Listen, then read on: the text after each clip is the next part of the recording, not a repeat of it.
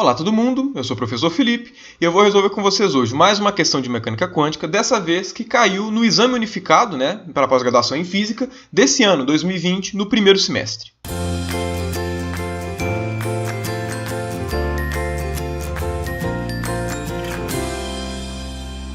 Pois bem, então vamos começar com a questão. Suponha que o hamiltoniano de um sistema físico com espaço de Hilbert tridimensional seja a equação de autovalores dada por... Sendo que aqui ele já falou quais são os autoestados e quais são os autovalores desses autoestados.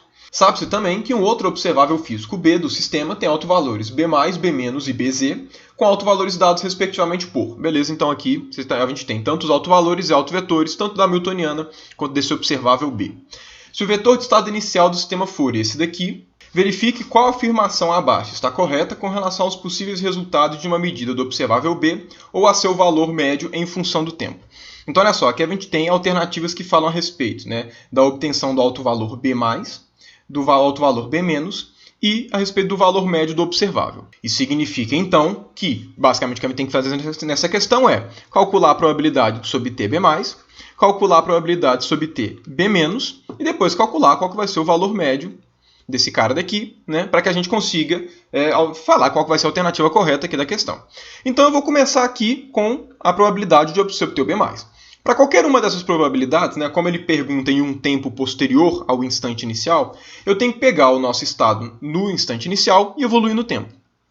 E ao evoluir no tempo, basta, como ele está escrito em termos dos autoestados do hamiltoniano, basta na frente de cada um desses autoestados eu colocar uma fase, uma exponencial de -i, energia desse autoestado, vezes t, dividido por h². Significa, então, que o nosso psi, em um tempo t qualquer, vai ser meio.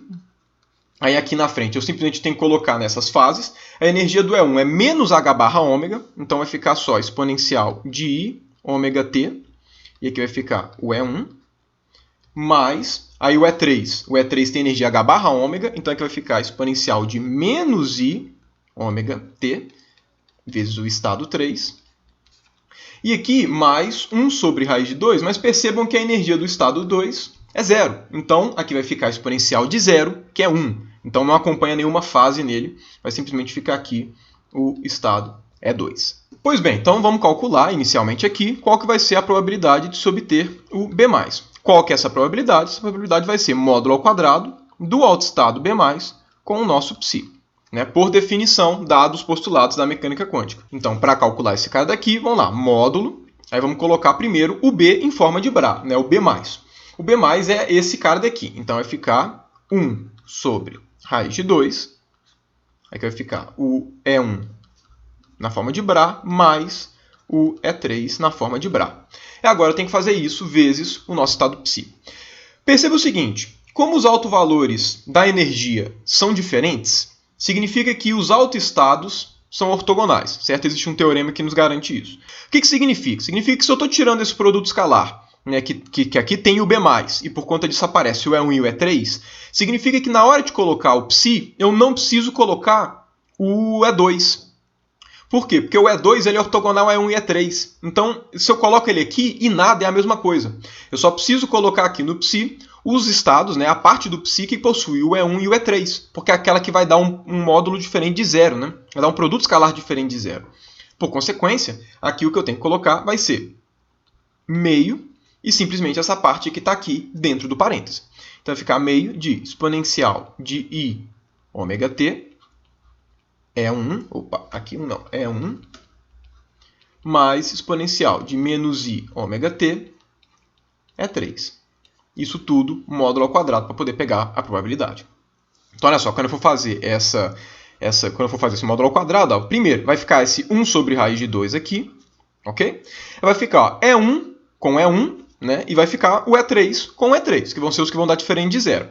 Então, esses caras daqui vão ficar, então, E1 com esse cara daqui vai ficar exponencial de i ômega t, tem esse dividido por 2 aqui, certo? Mais exponencial de menos i ômega t, dividido por 2, porque também tem esse meio multiplicando, e vai ficar o E3 com E3.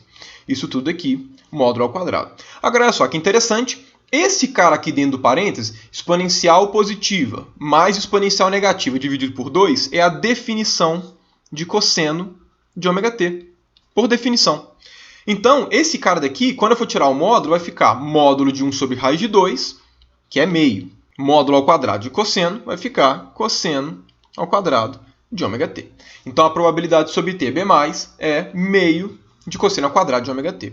Então, quando ele chega e fala a probabilidade máxima de obtenção do alto valor b+, é 1/4, já está errado. A probabilidade máxima é quando o cosseno for igual a 1, que é meio. Então, esse cara daqui já está errado. E a letra C também já está errada. Então, já eliminamos essas duas. Agora, vamos fazer a mesma conta, só que para o B- agora. Okay? Qual que é a diferença do B+ para o B-? A diferença deles, eu vou até copiar, né, essa parte daqui, e vou jogar para o próximo slide para poder ficar com um pouco mais de espaço. A diferença do B+ para o B- é que no B-, aqui vai ter um sinal de menos, em vez de sinal de mais. Como fica evidente aqui, né, de que a definição do B+ e do B- difere só nesse sinal entre o E1 e o E2. Então, significa que onde tinha o sinal de mais, eu vou colocar agora o sinal de menos. Sinal de menos aqui. Por consequência, esse sinal de menos vai mudar este sinal de mais daqui. Né? Então, lembrando, agora eu estou calculando o B- com B- aqui. Aqui vai ficar com menos, aqui vai ficar menos. Aí, olha só, a definição que a gente tem, agora, quando tem esse menos, ele é relacionado com seno. Porém, para ser seno, tem que ter um i dividindo aqui. Se eu estou colocando um i dividindo, basta eu colocar um i multiplicando. Aí vai dar na mesma. Então, esse cara daqui agora, né, quando eu coloco esse menos e eu multiplico e divido por i, esse cara daqui vai ficar a definição de seno de ômega t. Então, quando eu for tirar o módulo ao quadrado desse cara, vai ficar i dividido por raiz de 2, o módulo ao quadrado é meio. Vai continuar com o mesmo meio. E agora, ao invés desse cosseno, né, como agora é seno, significa que o nosso módulo ao quadrado vai ficar seno ao quadrado de ômega t. O que nos leva, então, que a probabilidade, a maior probabilidade, né, de se obter B-, a maior delas, então a máxima, vai ser igual a quanto? Vai ser igual a meio, porque vai ser quando o seno for igual a 1. Então, vamos ver as alternativas, né? Aqui está falando, ó, a probabilidade máxima da obtenção do alto valor B- é meio, então essa aqui parece que está ok. E na letra D fala que a probabilidade é 1, que está errado. Agora que a gente tem que saber, olha, ocorrendo nos instantes t igual a esses caras daqui, ok?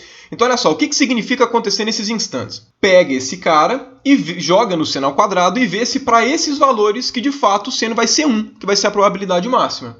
Então, olha só, seno de ômega vezes esse cara todo vai ficar, ó, seno de ômega, agora vezes t, 2n mais 1, π, dividido por 2 ômega.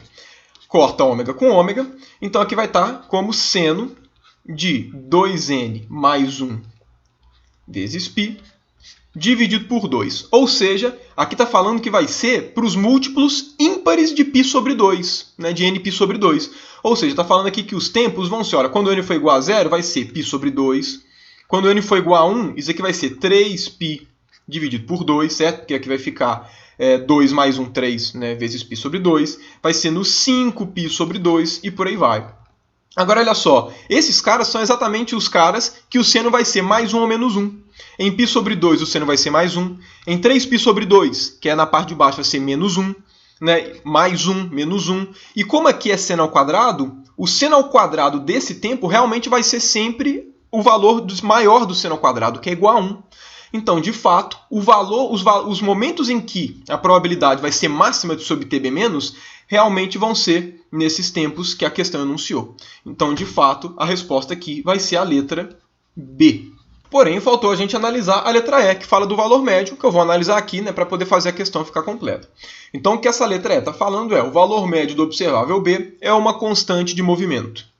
Então, olha só. Primeiro de tudo, né, como é que é a definição de valor médio? A definição de valor médio de um operador é você sanduichar ele, né, você braquetá-lo com o seu estado físico.